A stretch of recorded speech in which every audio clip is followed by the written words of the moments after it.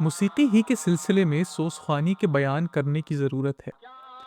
अगरचे इस नए मजहबी फ़न को गाने बजाने के खिलाफ शरअ फ़नून में दाखिल करना बेअदबी है, लेकिन मुश्किल ये है कि सोसख्वानी ये ख़ास किस्म की मौसीकी ही है। मुहर्रम में शहादत सिब्त असग़र अलैहिस्सलाम की याद ताज़ा करना हिंदुस्तान में ख़ास शियों से शुरू हुआ, खुसूसन उस वक्त से जबकि मजहब इस्ना अशरी ईरान का कौमी मजहब बना और वहाँ के लोग आके हिंदुस्तानी दरबार में रसूख हासिल करने लगे। ताहम दिल्ली में चूंकि ताजदारों और शाही ख़ानदान का मजहब सुन्नत व जमात था, इसलिए वो ख़ास चीज़ें जो शियों की मजहबी मुआशरत के साथ मखसूस थीं वहाँ नशोनुमा न पा सकीं। इसलिए उन फ़नून की परवरिश का गहवारा शहर लखनऊ और इसका अगला शिया दरबार करार पाया। जिस तरह मजहबी सरगर्मी ने शायरी में मरसिया गोई और तहतुल लफ्ज़ ख्वानी पैदा की, उसी तरह मौसीकी में सोस ख्वानी पैदा कर दी। फिर उन दोनों फ़नून को यहाँ तक तरक्की दी कि मुस्तकिल फ़न बन गए और ऐसे फ़न जो इब्तिदा से इंतहा तक लखनऊ ही के साथ मखसूस हैं। तहतुल लफ्ज़ ख्वानी मरसियों का मतानत और बेतकल्लुफ़ी के साथ इस तरह पढ़ना और बता बता के सुनाना है जिस तरह शायर मुशायरे में अपनी गज़ल सुनाता है, और सोस ख्वानी उनको पुरसोज़ व गुदाज नगमे के साथ सुनाना है। असल और पुरानी मरसिया ख्वानी सोस ख्वानी ही थी, यानी मरसिए मजलिसों में हमेशा नगमे के साथ सुनाए जाते थे, और इनका रिवाज दिल्ली ही नहीं हिंदुस्तान के तमाम शहरों में था जिनमें शिया हजरात आबाद थे। मद्रास और दक्कन तक में ज़ोर शोर से इस किस्म की मरसिया ख्वानी होती थी और 150-200 बरस के तसनीफ़ किए हुए नोहे आज तक मौजूद हैं। मरसियों को शायरों की शेर ख्वानी के लहजे में अदा करना ख़ास लखनऊ की ईजाद है। सोसख्वानी अगरचे पहले से थी और हर जगह थी, मगर इसमें भी लखनऊ के सोसखानों ने ऐसे ऐसे कमाल दिखाए कि इस फ़न को भी अपने साथ मखसूस कर लिया। सारे हिंदुस्तान की अगली सोसखानी का अंदाज़ा इस मिसल से हो सकता है कि बिगड़ा गवैया मरसिया ख्वां। लखनऊ ने सोसख्वानी का पाया इस कदर बुलंद कर दिया कि साहिब कमाल गवैयों का बाजार भी सोसखानों के आगे सर्द पड़ गया। लखनऊ में सोसख्वां दीगर अहले फ़न हजरात की तरह नवाब शुजाउद्दौला के साथ या उनके अहद में आए। तारीख़ फैज़ाबाद में लिखा है कि शुजाउद्दौला की बीवी बहू बेगम साहिबा के महल में मजलिसें होती थीं और जवाहिर अली ख़ान ख्वाजा सरा, जो इनकी देवड़ी और सारे इलाके का मुख्तार था, मरसिया ख़ानों की नौखानी सुना करता था। मगर उस वक्त तक यहाँ की सोसख्वानी वही थी जो हर जगह आम थी। बाज़ लोग कहते हैं कि ख्वाजा हसन मौदूदी से ये फ़न शुरू हुआ। वो मुसन्निफ़े नगमातुल आसिफिया के उस्ताद थे और बावजूद अताई होने के फ़न मौसीकी में ऐसा कमाल रखते थे कि दूर दूर तक कहीं उनका जवाब न था। इसके बाद जब बड़े हैदरी खां का ज़माना आया तो उनका मामूल था कि मुहर्रम में अपने मजाक की मुनासिब धुनों में नौख़वानी किया करते।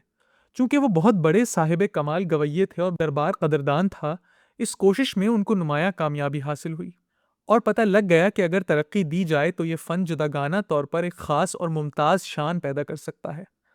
मौसीकी की हज़ार हा धुनों में से वो धुनें मुंतखब की गईं जो इजहार हुज़्न व मलाल में और बैन के लिए मुनासिब हों, और वो सदहा सोज़ों में कायम की गईं।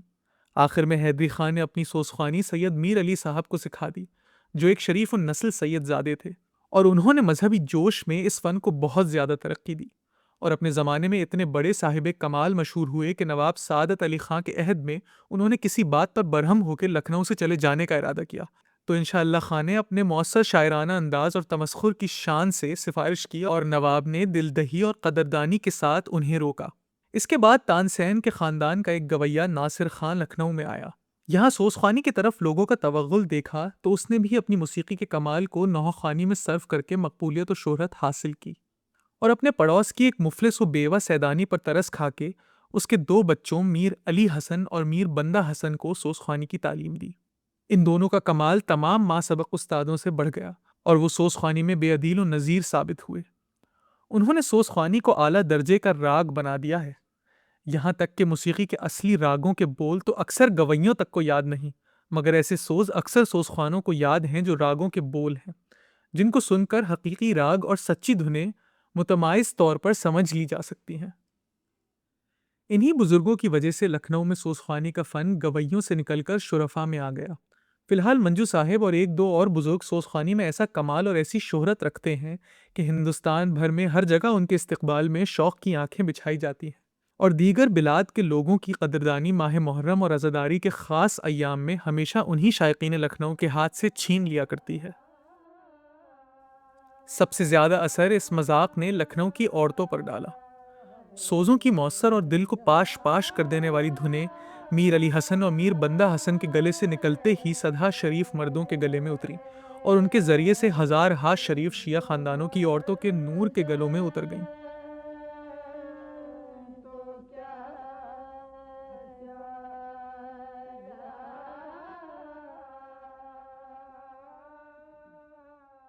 औरतों को फितरतन गाने बजाने का ज़्यादा शौक होता है और उनके गले नगमों के लिए अमूमन ज़्यादा मौजू हुआ करते हैं। ये बाउसूल और बाकायदा नौखानी औरतों में पहुंची तो उसमें क़यामत की दिलकशी पैदा हो गई और चंद ही रोज़ में शिया ही नहीं बल्कि सुन्नियों की औरतों में भी इस नौखानी का शौक पैदा हो गया। और ये हालत हो गई कि मुहर्रम और अक्सर मजहबी इबादतों के अयाम में लखनऊ के गली कूचों में तमाम घरों से पुरसोज गुदाज तानों और दिलकश नगमों की अजीब हैरत अंगेज सदाएं बुलंद होती हैं और कोई मकाम नहीं होता जहां ये सामान ना बंधा हो। आप चाहे जिस गली में खड़े होकर सुनने लगिए, ऐसी दिलकश आवाज़ें और ऐसा मस्त व बेखुद कर देने वाला नगमा सुनने में आ जाएगा कि आप जिंदगी भर नहीं भूल सकते।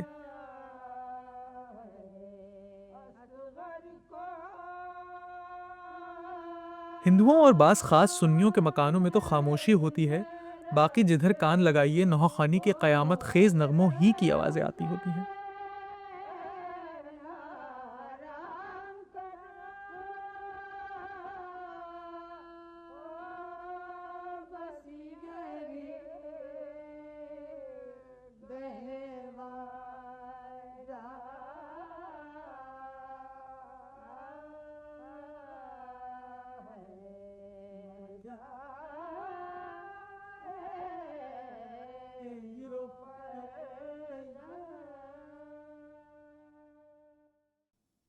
ताज़ियादारी चूंकि नौखानी का बहाना है, इसलिए सुन्नी और शिया दोनों ग्रोहों के घरों में नौखानी के शौक में ताज़ियादारी होने लगी।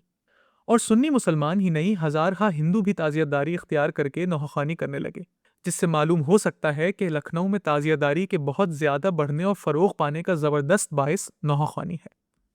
लखनऊ में बाज़ शरीफ, शाइस्ता और तालीम याफ्ता औरतें ऐसी अच्छी सोज़ख्वान हैं कि अगर पर्दे की रोक न होती तो मर्द सोज़ख्वान उनके मुकाबले में हरगिज़ फ़रोग़ न पा सकते। इसको बहुत मुद्दत हुई कि एक साल चेहलुम के मौके पर चंद अहबाब के साथ मैं ताल कटोरा की करबला में गया था और वहीं एक खैमे में शब्बाश हुआ था। 2 बजे रात को यकायक आंख खुली तो ऐसे दिलकश नगमे की आवाज़ कान में आई जिसने सब दोस्तों को जगा के बेताब कर दिया।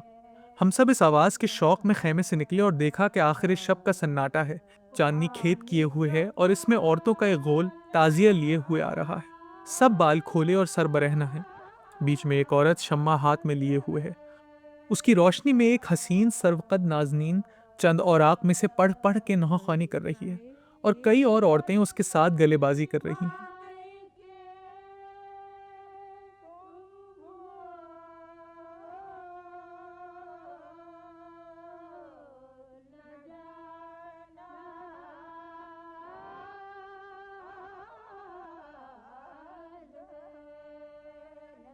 नाजुक अदाओं का ये मजमा जैसे ही करबला के फाटक में दाखिल हुआ, उस सर्वकद नाज़नीन ने पर्च की धुन में ये नौहा शुरू किया। जब कारवान शहर मदीना लुटा हुआ, पहुंचा करीब शाम के कैदी बना हुआ, नेज़े पे सर हुसैन का आगे धरा हुआ और पीछे पीछे बीबियों का सर खुला हुआ।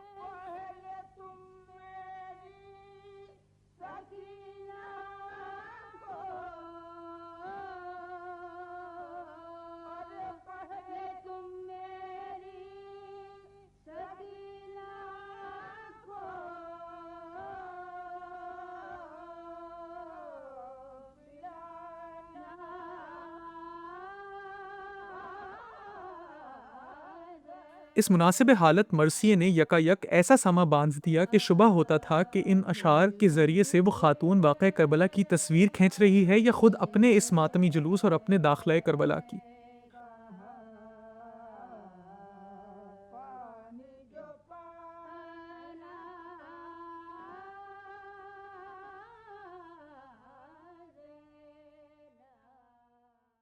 ये जो लखनऊ के गली कूचों में देखा जाता है कि अदना दर्जे के लड़के और बाजारी लोग अक्सर चलते चलते गाने लगते और गाने में ऐसी गलेबाजी करते और मुश्किल से मुश्किल धुनों को इस आसानी से उड़ा लेते हैं कि बाहर के लोगों को हैरत हो जाती है।